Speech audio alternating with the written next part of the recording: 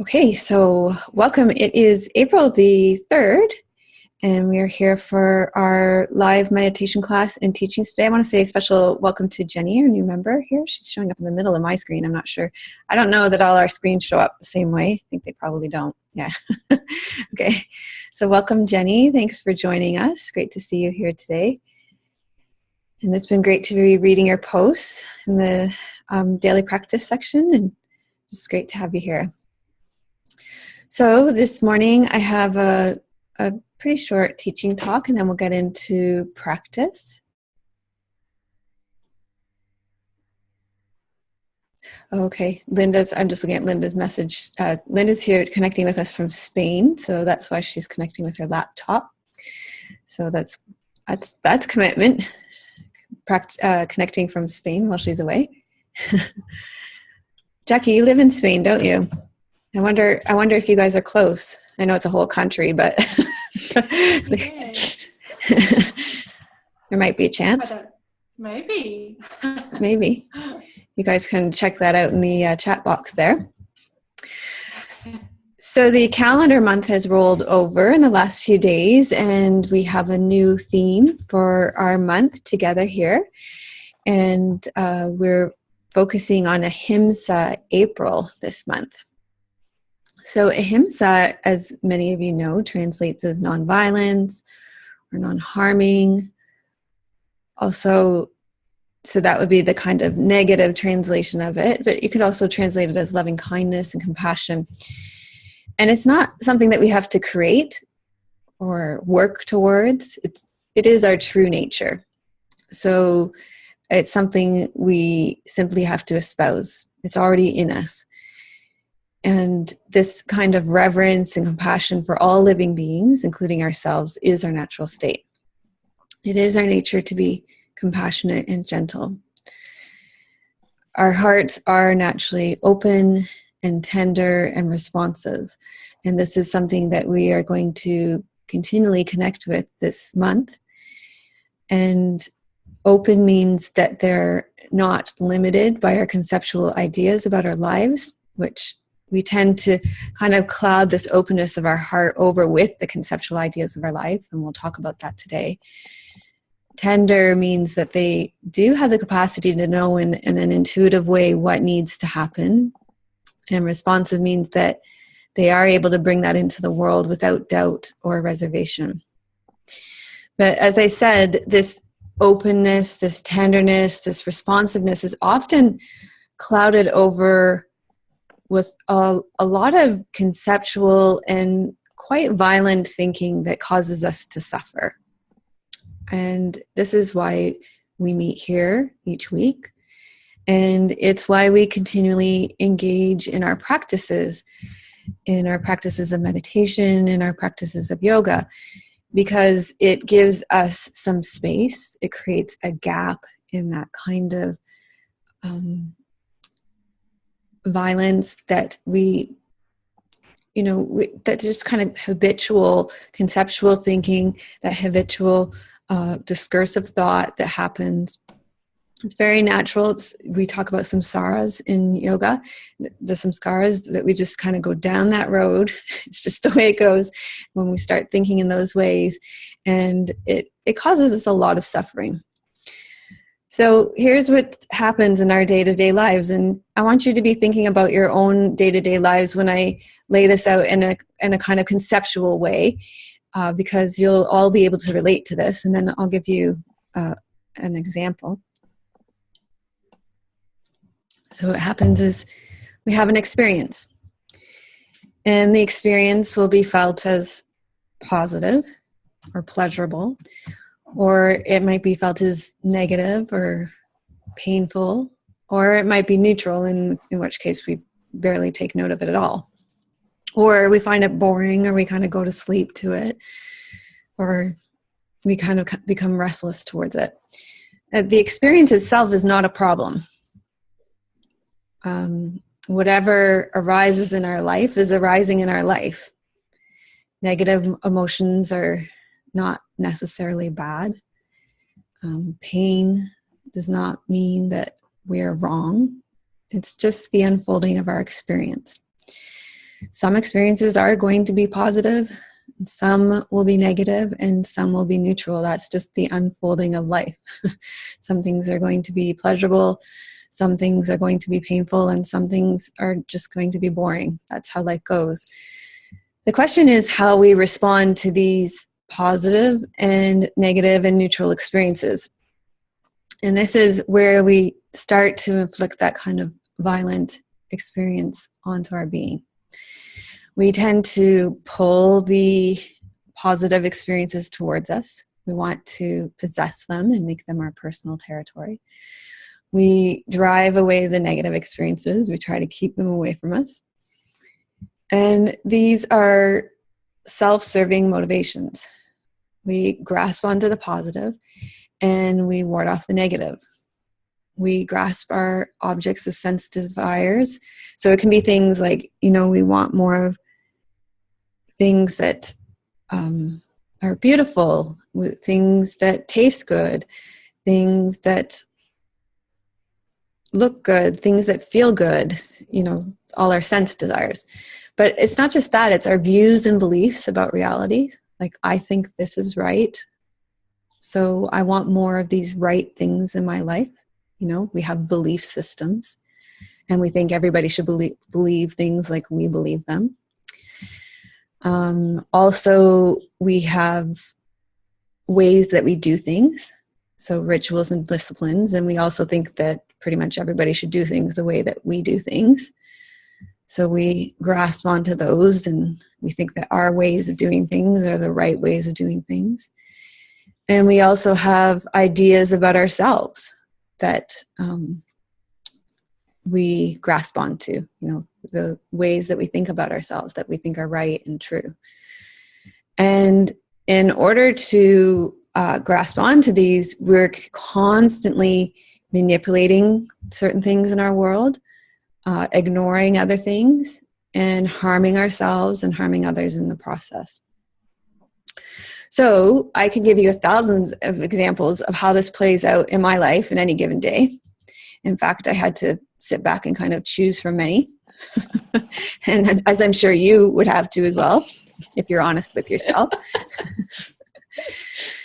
But I will give you an example from this past weekend that it gave me that, I've still, even when I think of it, it's really not hard to be in that suffering place at all still.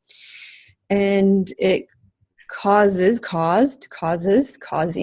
me a tremendous amount of suffering based on my own self-serving motivations of out and out ego aggrandizement. So building up my sense of self in a big way. And when this kind of building up my sense of stable self gets shattered, well, there's suffering. So, and you guys can all relate to how this happens in your own life. So this is an example from my life, and you have examples from your own life. So this weekend, I was assisting Tim in a photo shoot. And my expertise in assisting in a photo shoot is to give directions to the models so that Tim is freed up and being able to focus on what he focuses on as a photographer, which is lighting, angles, and all of these things that he tells me about ad nauseum, which I just kind of go, la, la, la, la, la, I think this is boring. Exposure, settings, all these things that he does on his camera, focus. Petra, you know all this stuff. Yeah. All this stuff where my eyes glaze over at the videographer's meetings. So the millions of things that one has to focus on when they're behind a camera. I focus on composition. So when a model gets in front of a camera, there's certain things that they have to do. And I can see when a model gets in front of a camera, how much experience they've had and how much direction they're going to need. So in the case this weekend, I could see that this was actually the model's first photo shoot. And when she got in front of the camera, she literally froze. And it took a lot of direction and a lot of feedback, and then not too much feedback so that she wouldn't keep freezing, to find her stride in front of the camera so that she was looking natural, so that she was breathing, so that she was finding her style in, in an hour photo shoot so that it would, look good. And then throughout this whole situation, because she was young, her mother is present, and her mother kept talking about the modeling school she's going to and all the training that she was receiving from this modeling school. and so that was the givenness of the experience. So this could be a positive statement, how she was receiving so much training from this school. It could be a negative statement, she was receiving training from the school and this is what was showing up. Or it could have been a statement of fact, she's going to a modeling school, right? But what happened each time I heard the statement about this modeling school was actually, I made it personal and actually quite violent. So I made it an internal pull towards my own personal territories each time, right? Well, if this modeling school is so great, why doesn't this girl have a single idea about posing each time she gets in front of the shoot, right? And how come everything that she's showing me is in response to something that I'm telling her what to do, right? And so I made it personal each time. I made it about me, and I made it about a solid sense of self, right? I made it about me as the expert, creating her, the model, that I was seeing unfold in front of my eyes. And not only that, I wanted to push it away each time I heard it, right? Oh, this great modeling school, all the expertise that she's receiving from it, blah, blah, blah, blah, blah, right? Not only did I not want to hear it, because it was disrupting this solid sense of self of me as creating this wonderful model in front of my eyes, because in my opinion, I was giving her the training. But I also didn't like my whole egoic response to needing to be the expert. Like that was like, so there was this like first layer of not being recognized as the expert, but then there's this second layer of like, who is this really ugly person responding to this? This was like really awful. It felt really awful. So that was what was happening. And that's what continues to happen as I reflect back on this event. So this was Saturday, it's Monday, right? So still caught up in this loop of suffering, still caught up in this, inflicting this violence on myself, still caught up in judging. But when we meditate, we have this chance to stay with the pleasure or the pain without needing to do anything about it, right? My daughter's going to this great modeling school and it's opening up all these paths for her. Ouch, right? So the trick here is to rest in the pain of the moment before I'm going into this whole story about not being acknowledged by the expert, before my ego is ugly, before going to down this path of rampant thinking or wanting or pushing or repelling this experience away, right? Just being with that experience of like, ooh, this doesn't feel good. None of this feels good. Like having a tremendous amount of compassion for myself in that situation. So last night when I went on to the membership forum, I hadn't written this talk yet. I've been thinking about this talk all week. I'm like, what am I going to talk to them about this week? Because it's the first week of Ahimsa. I really didn't know what to talk to you guys about. And I went on to respond to posts last night and I thought, please let me receive inspiration for what to speak about. And when I went on to the site, I saw, we all suffer. This isn't unique, right? We all show up wanting our hearts to be open, tender, and responsive. And life shows up and just goes, it pokes us, right? It gives us these situations and our conceptual thinking shows up. But underneath all of that, there is this open, tender, and responsive heart, right? So I saw last night Jackie's post, and Jackie posted about a desire to connect with a child. And I'm not going to get the relationships exactly right, but and then feeling hurt when there wasn't that connection, right?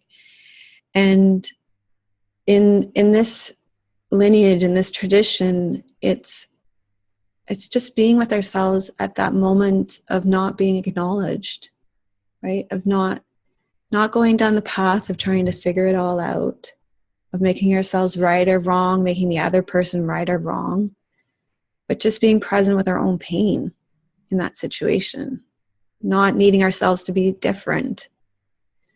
So we can rest in it without needing to be different, without pulling the experience towards us, without needing to push it away. There's a possibility of resting in the givenness of experience without going into a whole analysis of the situation. I want to connect. And there wasn't a connection. It hurt. That was painful. I'm going to be with the pain, with that experience. And then we can see that the hurt arises. And sometimes the hurt arises and stays for a while. But nothing is permanent. You know, everything arises and everything disappears. We're in the season right now, spring, and it seems like there's so much life around us and everything's growing and that creates an intensity. But there's a season of growth and there's a season of life, and then things die and go underground again. Our lives will come to an end. There's a brevity to this whole experience. And each one of our experiences are like that too. It can feel like the days when, it can feel like those experiences can go on, but, that experience of that photo shoot was an hour long, but I'm living it on and on and on. So we're with the experience, we're with the pain, it arises, and it does eventually disappear too. The experience arises and it disappears.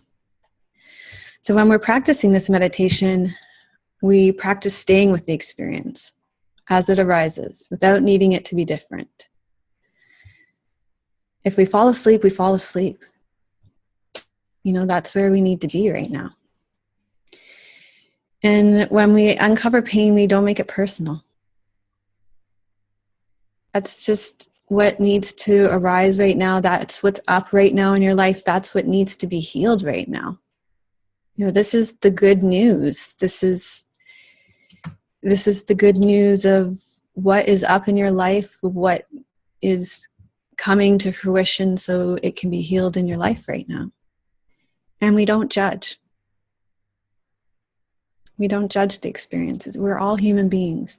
And we definitely don't present ourselves as perfect and having it all figured out, because not one of us does. Not me and not any one of you.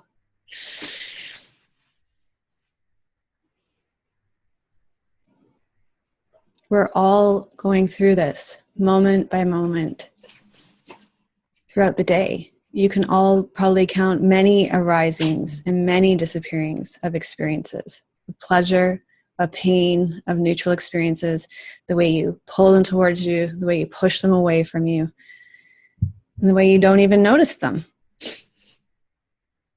It's part of being a human being. And we practice this meditation to bring them into the fullness of our experience so that what needs to arise will arise.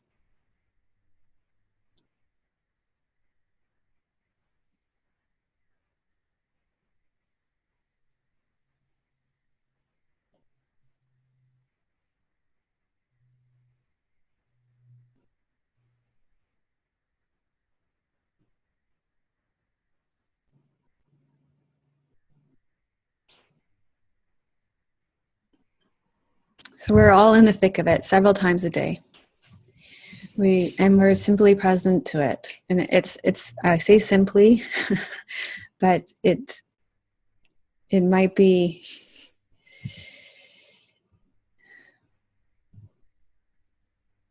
it's not easy. So, that is what I wanted to share with you today.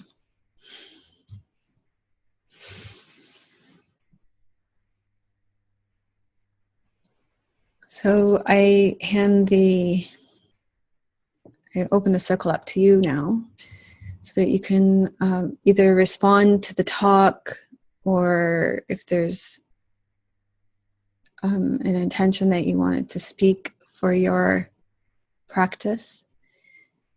You can state your name, where you're connecting from, and what you want to receive from your practice, and we will go into practice after you've had a chance to respond here.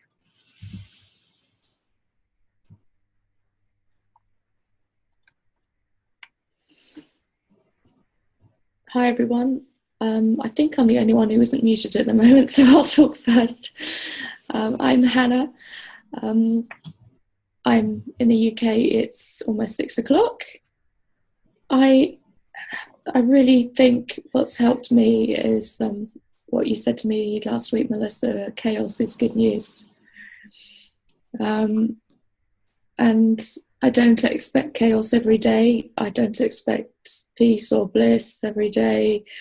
I think I'm finding it easier to go into meditation and go with the flow and accept more willingly when it is a bumpy ride.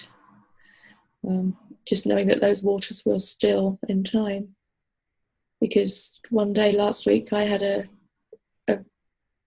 very disruptive meditation when a lot came up for me. The next day it was a bit easier, and the next day my meditation was blissful. So it's choppy, it's still. So I think that is my intention for now. It's to just be open to whatever arises and really not go in with any expectation.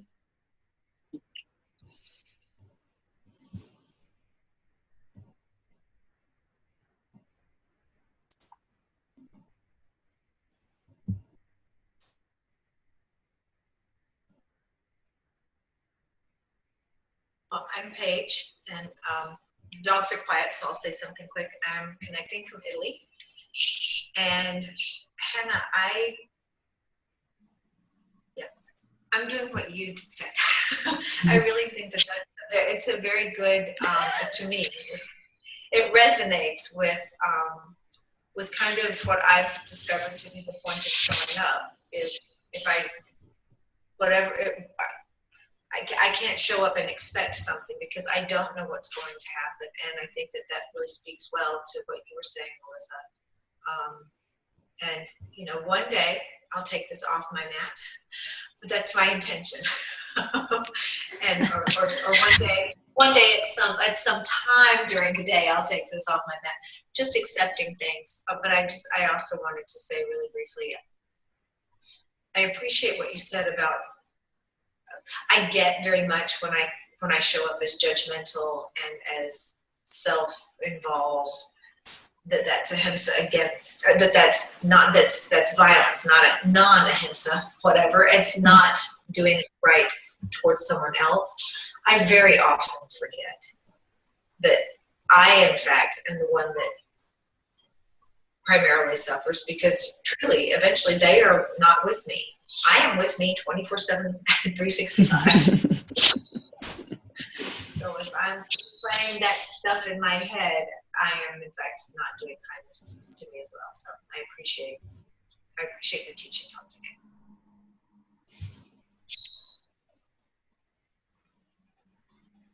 Mm-hmm.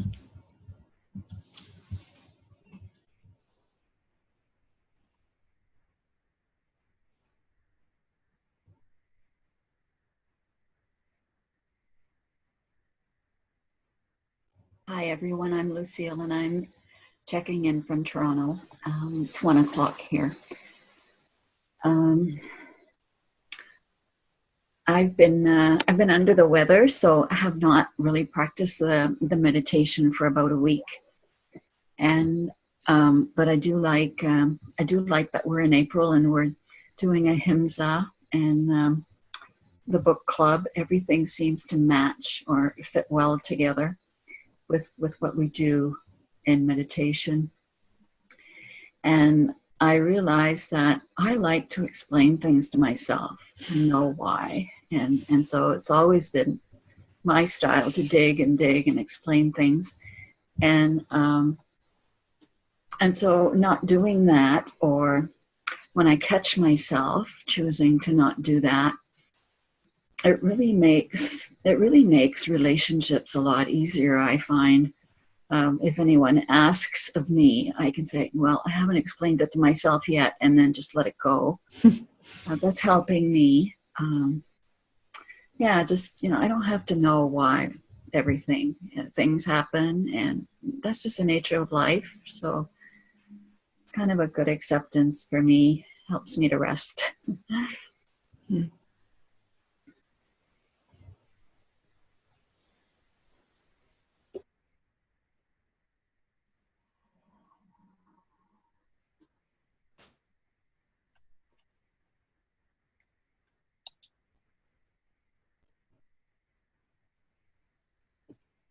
So Linda just posted an interesting post, which is that even here on our own with a dog, it's not easy going with the flow. So sometimes you think if you like take everybody else out of the scenario, it's all going to be good.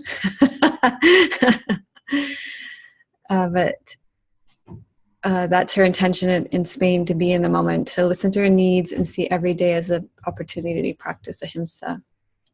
She notices judging herself and others less, but still it's a habit which occurs often. And it also has to do with expectations. Mm-hmm.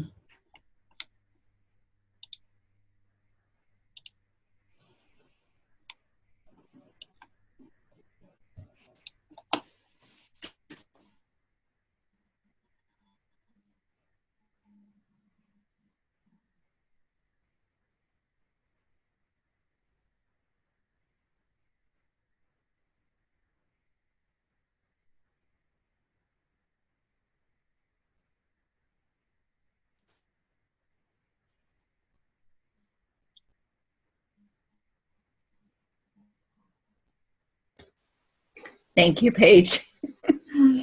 I feel better.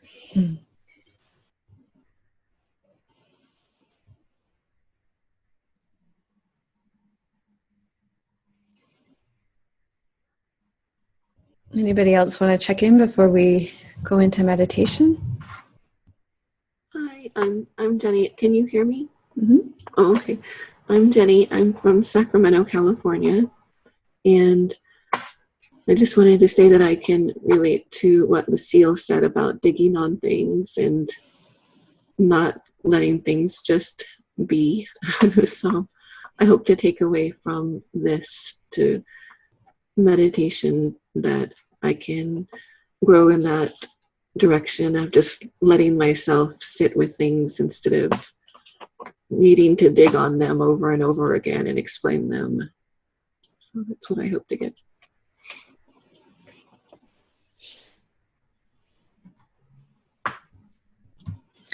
Yeah, I can relate to that one a lot too. And I think that's why right now in my life, it's so up, all these kind of ego, all these pushing at the door of ego all day long, is that it's like the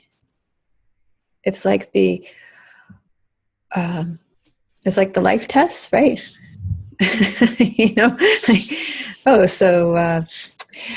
Here's school, and then here's your experience, and can you be with the experience? How about you not analyze this one? Oh, but that's so tempting. I know exactly what's happening here. I'm going to just go down that whole path because I'm very attached to myself as an expert. Yes, I am. Yes, I am. And I can see that one all the way down to the end of that rabbit hole. And it's a pattern. And it's very satisfying to see that all the way down to the end of that hole. Oh yeah. Make me right and everybody else wrong. So I feel so good. Just strokes that little ego there. Everybody else is wrong and I'm right, and all life is in order then. It's Right? like eating pudding and scraping the bowl with a spoon afterwards. Absolutely. Right? I pull everything towards me that makes me right, push everything away from me that makes everybody else wrong. And life is in order. Mm-hmm. But it's not. It's not. The wound is still there. Nothing is healed. And the pain's still there. The wound that came forward to be healed is still there. Still looking to be healed. And yeah, I guess what? I get another go at it. It'll show up again. So that's the I think that's the it's like the drug, right? It's like the drug. And it's very hard to see the moment of pain before, or pleasure, before going down the whole, and your own attachment, before going down your whole, it's just so much. It's like there's barely even that split second before you're all the way down that. Yeah, it's like a cliff edge. How far can you go without teetering and falling off? Yeah. Yeah. Whatever the identification is, you're just so wrapped up in the identification, you can't even be in the feeling of it. You're already in reaction, right? You don't. It's just you've gone right past feeling to reaction. It feels like we bite the hook. Oh yeah. And we sink. And we hit bottom and we think, oops, I did it again. Yeah. So after a million times, we figure out, or not. How figuring it out I think is the problem, right? It's the like, I'm angry, or I'm hurt, right? Without biting. Without going into the reaction. I'm right, they're wrong.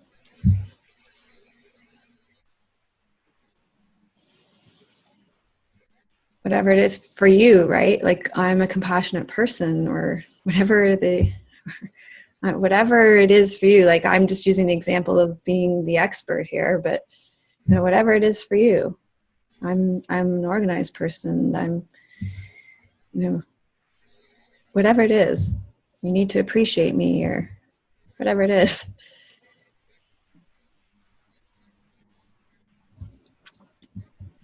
Could be a million things. But it happens like that. Faster than that. Mm-hmm.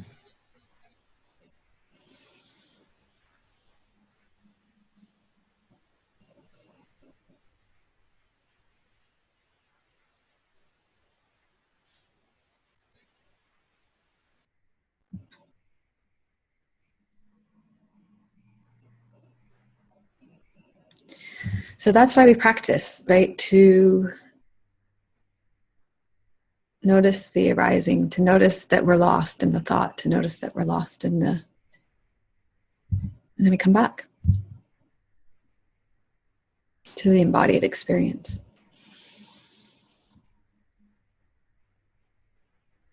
I just wanted to say that staying with the feeling rather than going to the reaction is really, really rings a note for me.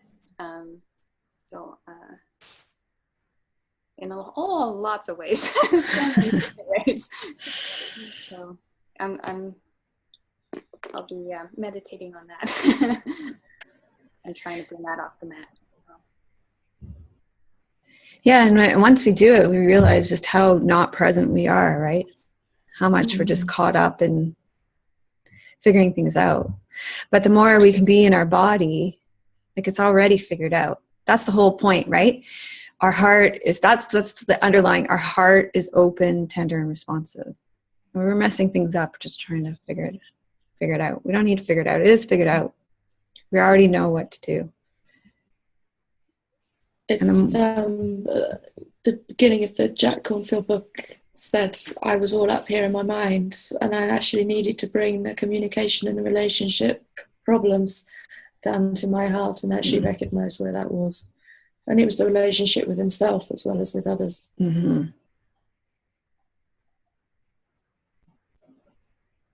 Mm-hmm. Mm-hmm. So, I mean, part of it is the teachings help us, because if we're not aware of this, then we're not aware of this, right? So we need to have some conceptual awareness of this. So that's kind of the irony of it too. But but with awareness, then there's a choice, right? Then we have a choice. And you know, an interesting thing that one of my right now, as you know, many of you know, I'm taking a course with my teacher, and one of my peers in the course very wisely said recently in one of our meetings that, you know, this choice is not a one-time thing, right? You know, it's not like there's awareness, and awareness is a one-time thing. We make a choice and then that's it. Our life is turned around, right? There's a period of time, you know, and that period is probably the rest of your life, where you choose to come back to your body and be with the wisdom of your body.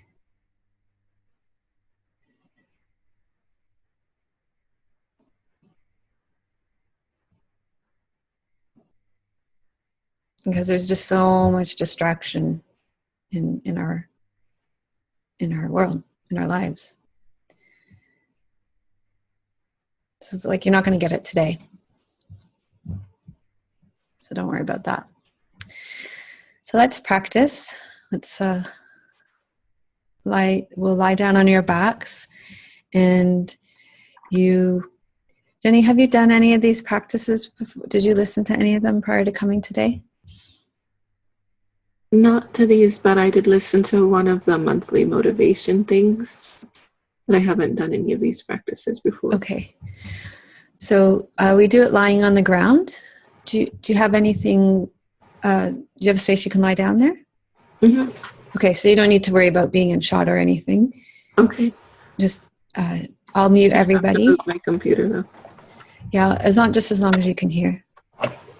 Yeah, okay. I'll mute everybody and you'll lie down on the ground.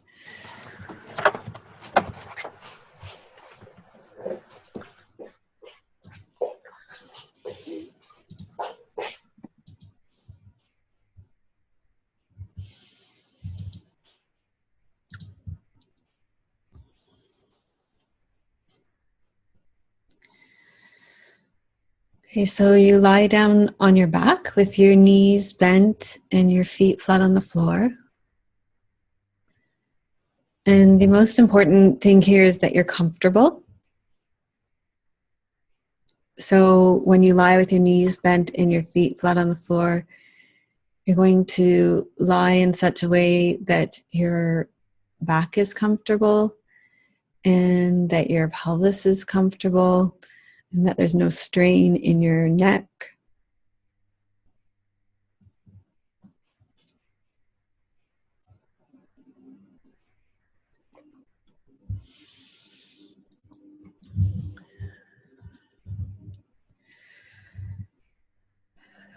And you're going to place your palms, hands down in your belly. You want your elbows to be heavy on the ground. And close your eyes so that you have an inward focus.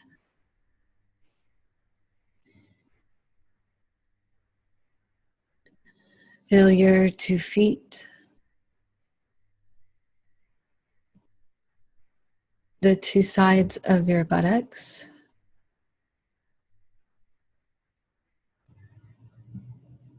Your mid-back. Your shoulder blades. And your 2 elbows. The back of your head on the ground. And then you're going to feel the earth underneath you. You're going to feel its solidity and support. And just let your body settle. allowing yourself to relax into the earth.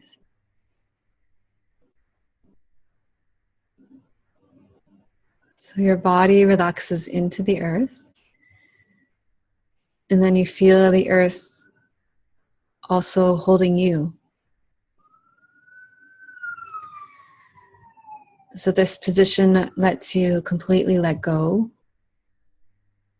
release whatever tension is in your body, and it allows you to surrender into the earth.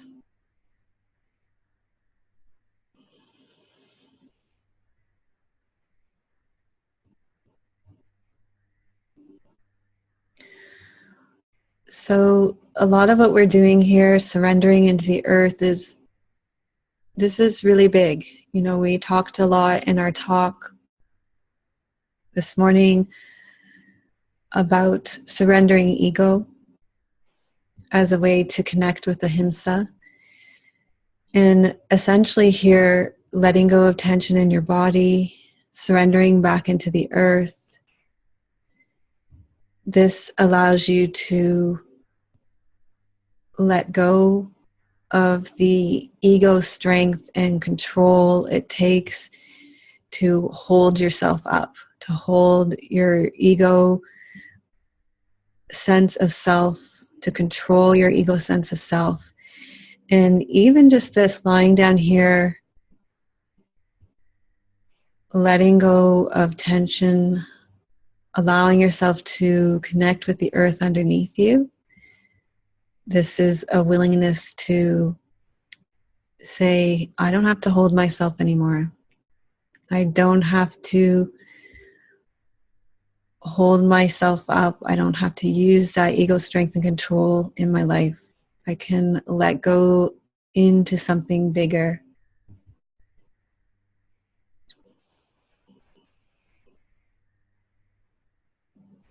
I trust that my heart is open, tender, and responsive.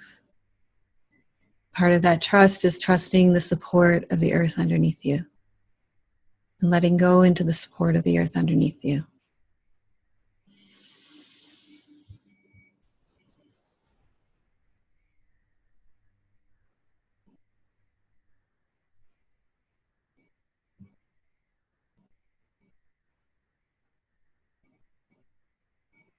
So you begin with your feet and you breathe into your feet, noticing the sensations that are present in your feet.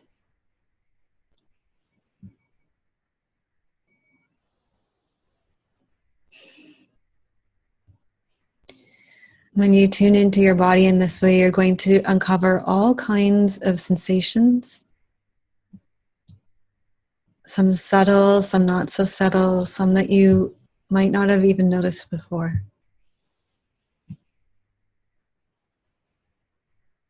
And then breathe into your big toe.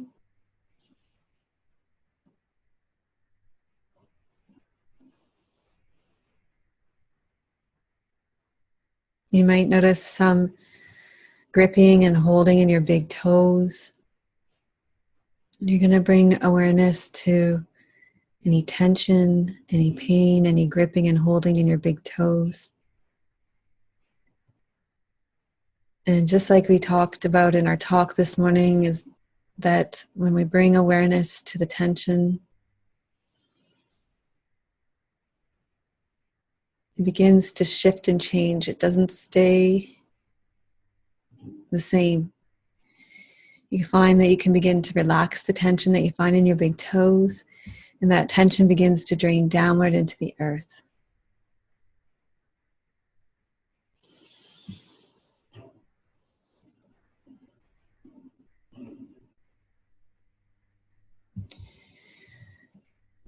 And then come into your second toe. Feel the tension along your second toe, the inside, the outside, the top, the bottom.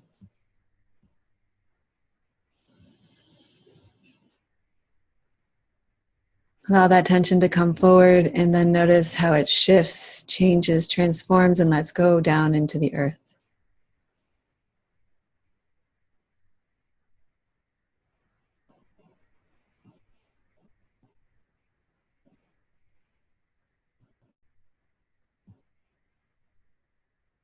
And then your third toe, your middle toe. Feeling the tightness, feeling the tension.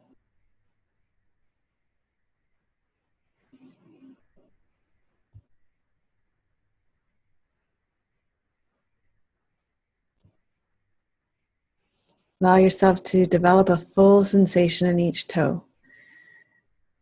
And it may require time, it may require several meditation sessions, but each time you come to this meditation, you'll notice that the neural pathways will open and your fullness of sensation will develop. And then coming to your fourth toe, breathing into your fourth toe. It's okay if it feels a little hidden and a little more effort to sense into your fourth toe.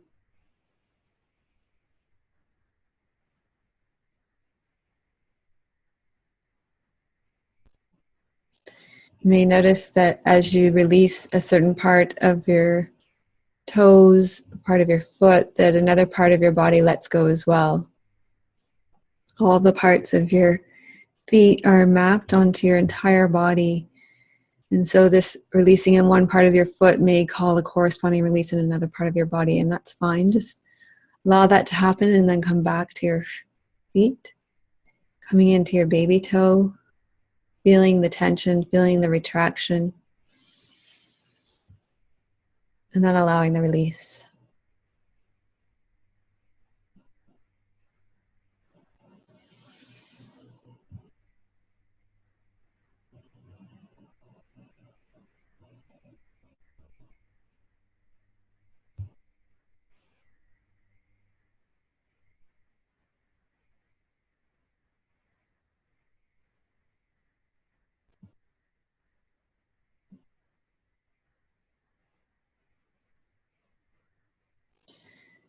And then you're coming into the ball of your foot, behind all the toes and the necks of your toes, feeling the density.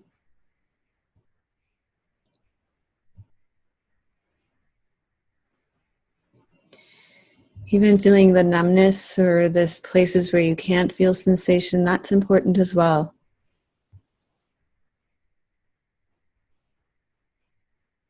Allowing that to come forward and then the release downwards into the earth underneath you. And sometimes there will be a little release. Sometimes it'll feel like maybe almost nothing is happening. Sometimes it'll feel like a big release. And you can trust whatever is happening is what is meant to happen.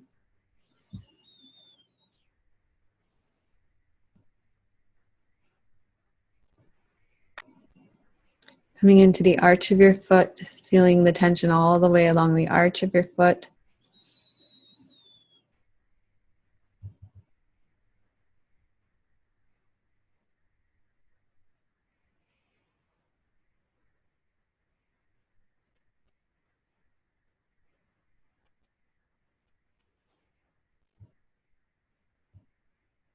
And then feeling that downward flow of tension through the arch of your foot and into the ground.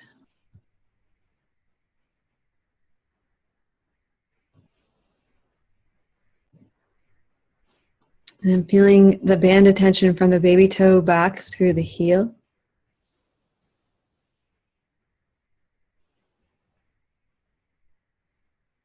Letting that tension release down into the ground.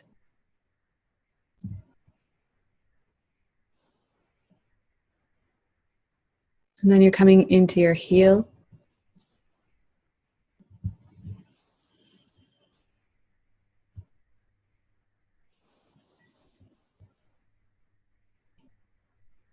Feeling the tension in your heel, allowing that tension to move down, maybe as waves of tension into the earth. So now your whole foot is melting, releasing, dissolving into the ground. So let's include your heels and your ankles, feeling the tension on the ankle bones on the inside and the outside. The neurological capacity that you're developing in this session will carry with you not only into your next time you meditate, but also it'll be the baseline for sensation in your off the mat experiences as well. You're developing a relationship with your body to feel into your experience. Coming into your shins, your shin bones, the muscles on either side of your shin bones, breathing into it, letting your awareness drop right into it. Feeling the tension at the top, the middle, the inside, the outside, and then feeling that downward flow of energy through your feet and into the earth. Coming to the inside of the lower leg, feeling the tension, breathing into it, letting it release down. The calf muscle,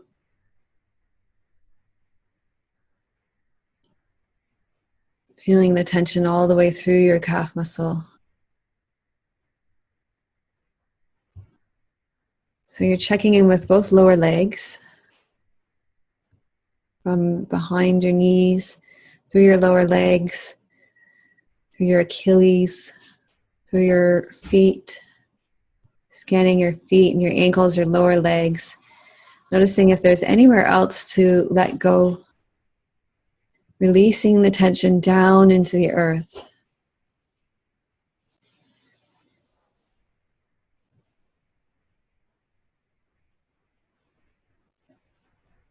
So we're letting go of the way our ego tries to hang on to itself. This gets held up in our body. We're releasing it back into the earth.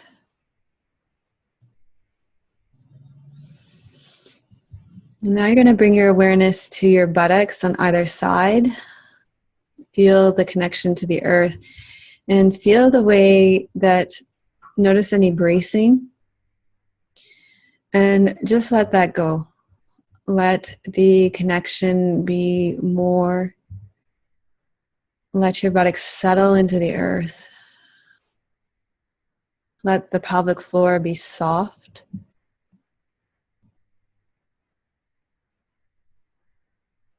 Feeling the perineum, the genitals,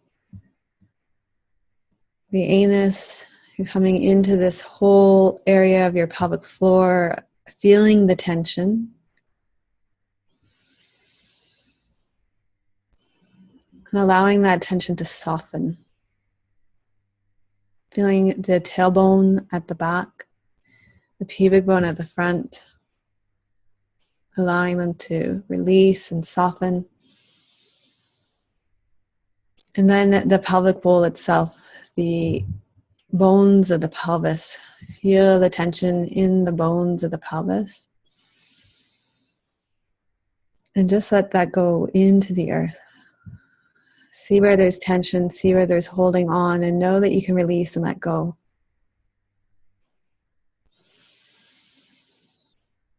So you're going slowly, you're releasing, you're letting go.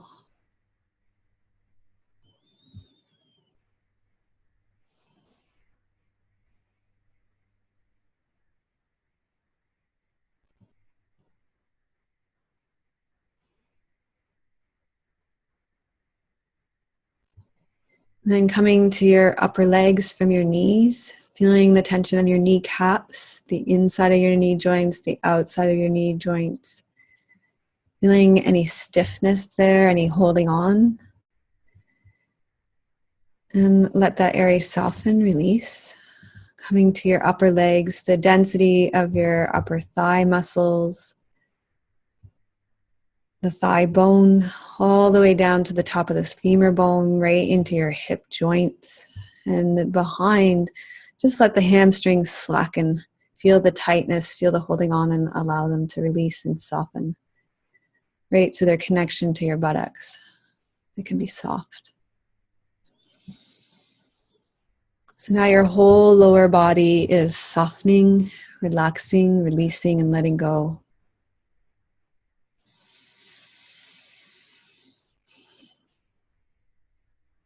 Coming to your lower belly, let the tension of your lower belly drift back.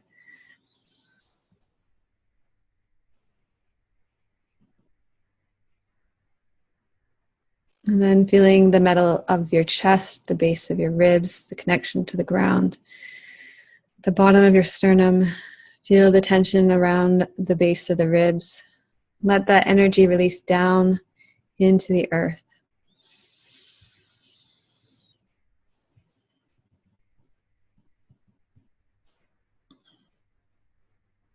Feel the lower lungs soften, release, melt, and let go.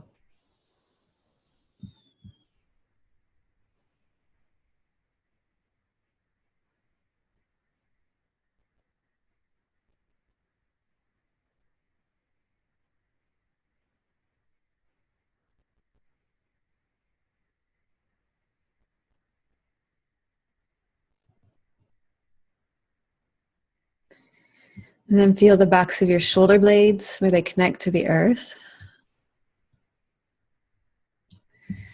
And just feel the interior of the shoulder blades, just inside your body, feeling all the tension there, feeling the sensation, the tension. And allow that tension to drain down through your shoulder blades, feeling the connection to the earth. And just allow that to settle right down into the earth through the shoulder blades.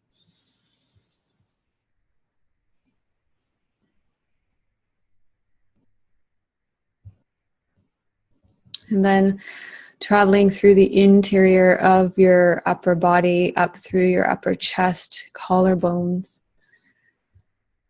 upper lungs, feeling the tension, feeling the holding on.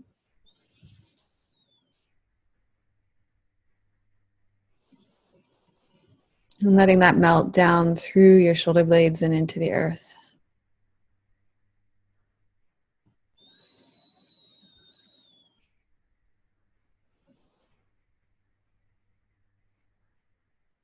And then feel your elbows heavy on the ground.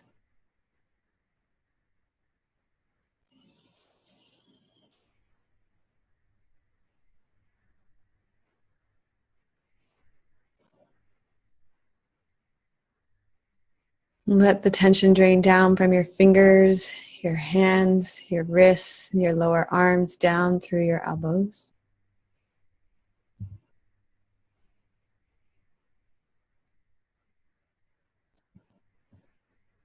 And then let the tension from your shoulders and your upper arms drain down through your elbows and into the earth.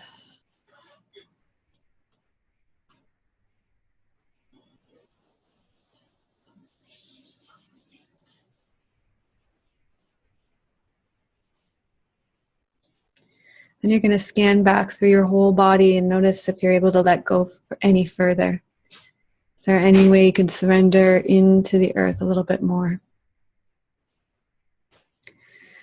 And then finally your head.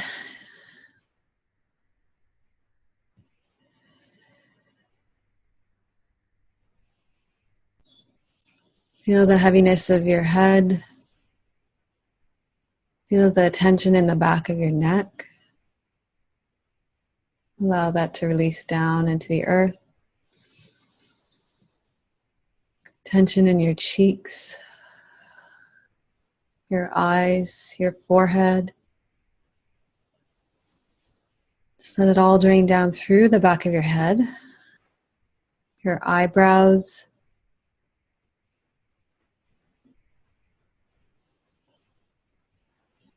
your temples,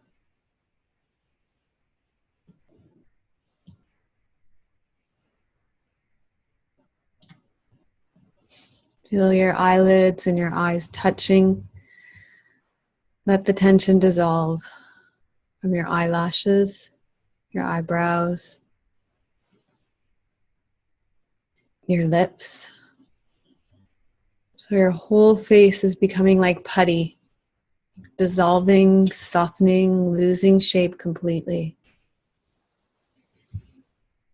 So the energy flows through your brain, out the back of your head, into the earth. So your head no longer becomes a thinking place. It's a complete space of sensation and feeling.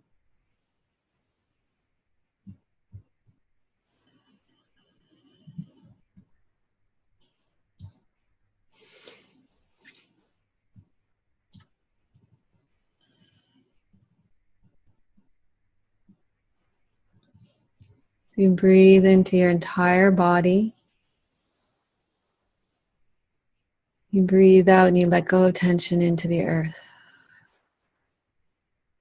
So you're completely relaxing, letting go of tension. You may even find yourself almost going to sleep or going to sleep.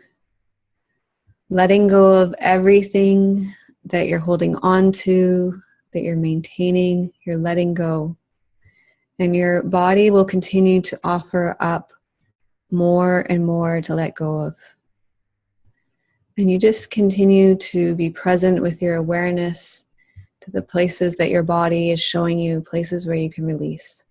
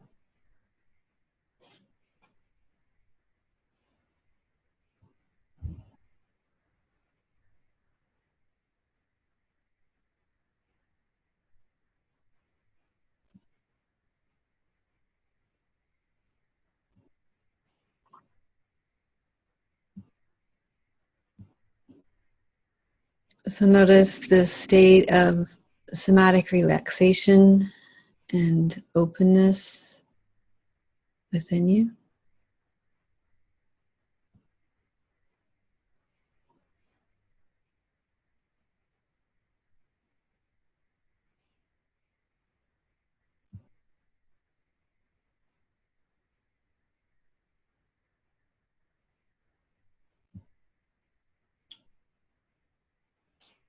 And when you feel ready, you're going to bring the state of somatic relaxation and openness with you. You're going to take your time. When you feel ready, you can come back.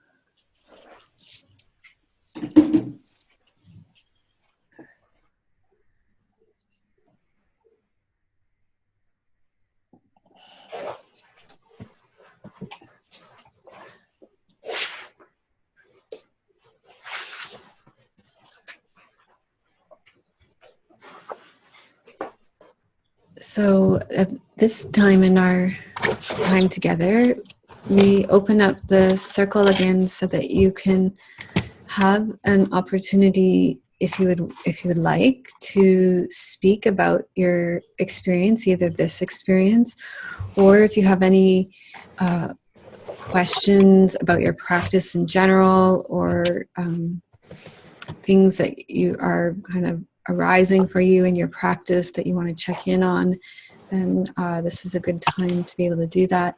And as always, listening is just as valuable a way to participate in our circle as speaking, so that's always welcome as well. So I open up the circle to you.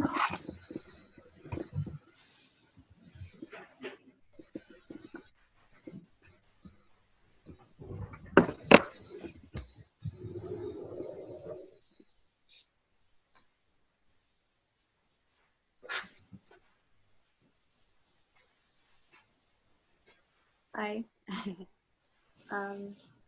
Just a note about one of the parts of the meditation I really enjoy is when you turn your brain from a thinking space to a physical space. It does a lot for me. It really changes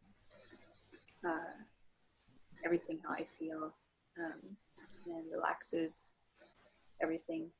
So yeah, I really enjoy that. It does a lot for me. It's a useful practice. It's almost a shame it comes so late in the meditation, right? So it's almost like it should be a cue right at the beginning. Yeah. By the way, this is a feeling space.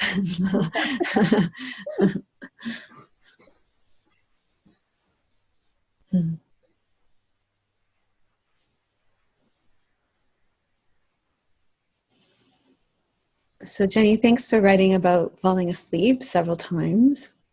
It's a really normal experience, especially because this was your first time with this style of meditation. And I think probably everybody can relate to doing that when they started with this style of meditation. It seems to be the body's way of either, number one, the body's tired and it needs rest. So to trust that. And I sometimes wonder too if when we're coming in and experiencing this much awareness of embodied sensation at the beginning, that if it's just a bit much at the beginning too. And so that's the body's way of just taking in as much as it can at the beginning as well. And it's completely fine. And you'll sleep for as long as you need to sleep. I also find that the evening practices, which of course it's evening for me, it's more likely to happen that I go into, I used to think it was sleep. Now I'm not so sure, because I will come, this time it happened, I came completely aware at my shoulder blades. All of a sudden I was very, very focused, and I don't know, so I trust it, first of all. Second of all, I also find, because I do most of my practice in the morning, and I listen to the teaching talks now, and then I go back and I listen to them again, either this one or another one, and I'll think, wow, I've never heard that before. Yeah. Here I am on screen. Yeah, that happens to me too. So I just think I agree. I think it's a real process, and that it's important to trust it, because whatever's going on, we can absorb only what we can absorb, and we keep coming back and back. It's why it's a practice, right? So true.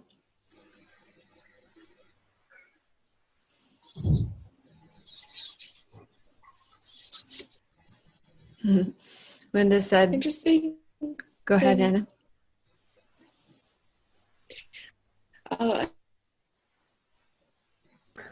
don't have very much experience with meditation personally, and I've done it from time to time, but I don't think I've had a real practice up until now. So it's very new to me.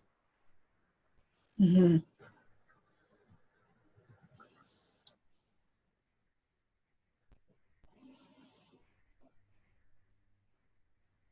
It's really good that you are entering into it with the support of a teacher and a community. That makes a huge difference.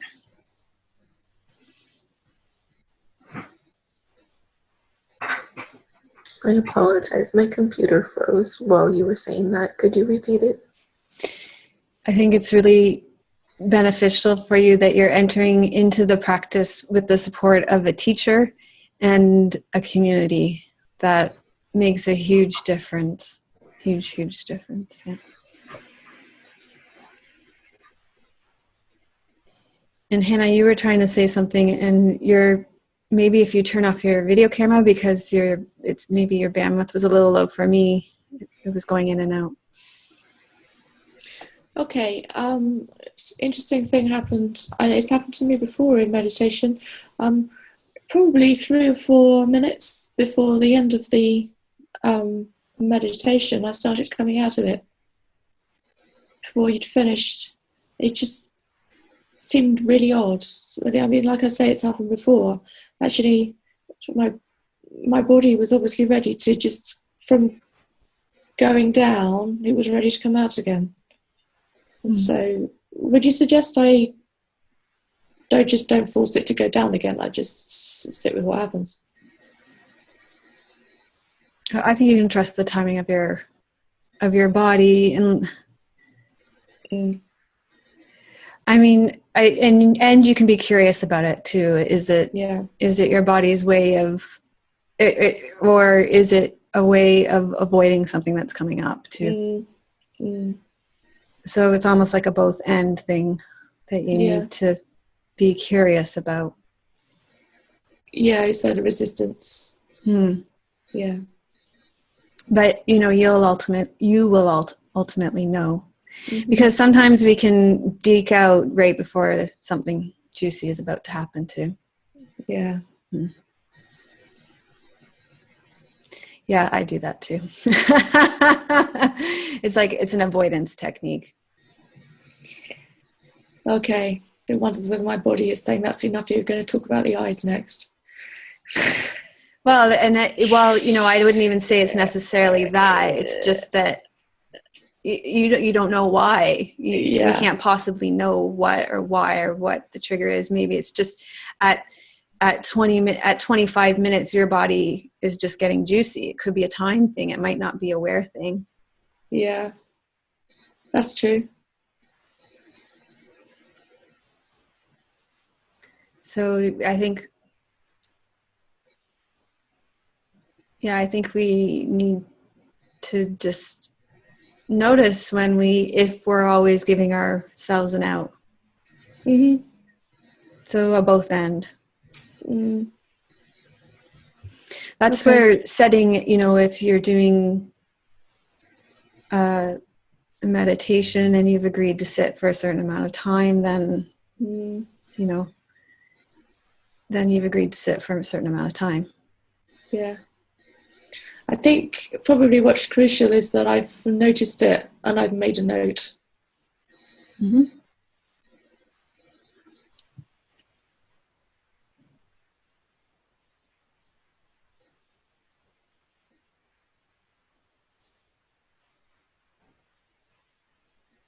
Yeah, I think just being curious about it too.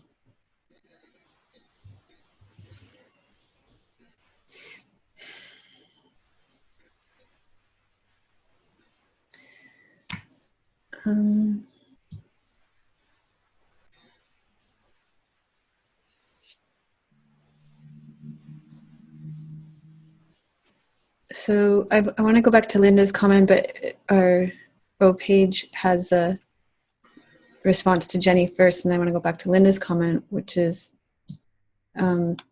because she agrees with me and I like being an expert, so we'll go there first. That'll just I'll just bring that grasp at that experience first. So and I agree with her. So she thinks that starting with this style of meditation will help you to move forward relatively quickly. She says she's struggled with meditation for years, and now she has a practice that's serving her and one that she wants to come to rather than she's supposed to be doing. So, I mean, I'm joking about this, but I can relate to what Paige is saying as well, because I meditated for years as well, and many of us did, and there was a lot of struggle with with meditation, and yet since teaching in this somatic style, many of us have found that it's been a very transformative style. It's not been a style that's left us where we are. I mean, it's not that. So we're not struggling with the meditation, but it's transforming us in our lives, which a meditation practice should do. It's not going to leave you where you are. So I think that's what Paige is saying. It's a very powerful, transformative meditation lineage. Linda said she didn't want to get up. It was so relaxing. And she said, and this speaks to Jenny's comment too, taking the time for self-care, rest, and relaxation is very needed. And she says she sleeps a lot here, and she goes with that natural flow. And still she wants to do more. I think she means sleep more here. Her body wants rest and sleep. So you can trust that when your body does that.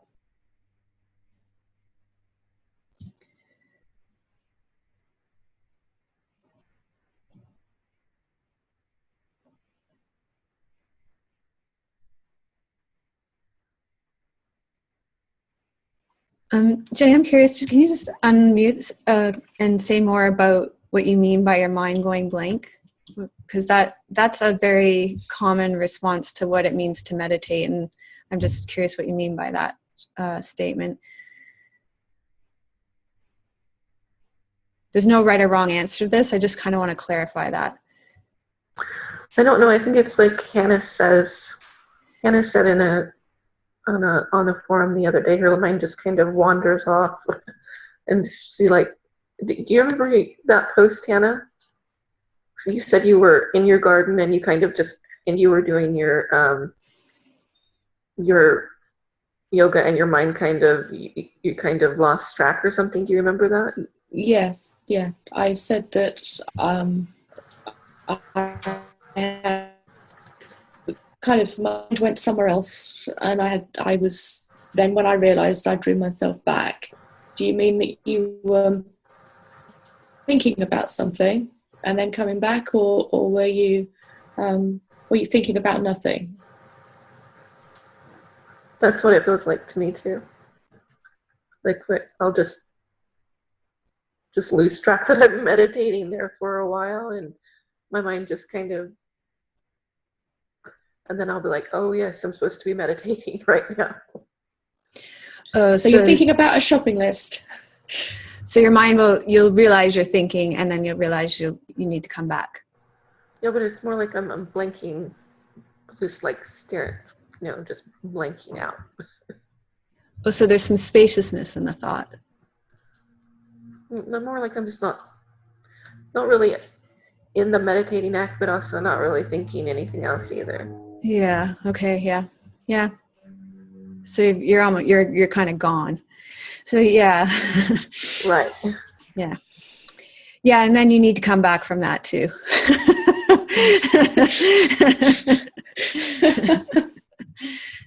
That's almost like dissociating. Yeah. Yeah, and that's why we do the embodied practice, right? Because because there needs to be an object of attention, which is, in this case, our body. We were doing the body. Yeah, that's normal. So it's not always going to be the thinking mind. Yeah.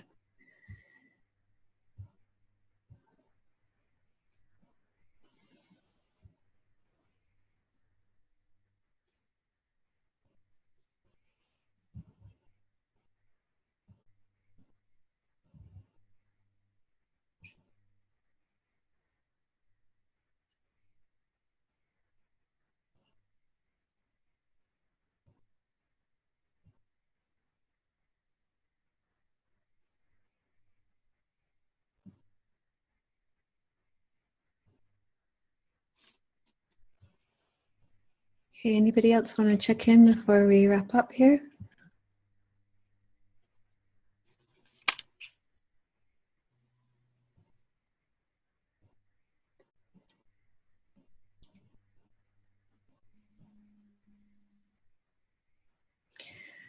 Okay, thank you everybody for being present, for your presence here today. It's very appreciated. And have a wonderful week. I'll see you on the forums. Thank you for your practice. I'll see you next week. Namaste. Namaste.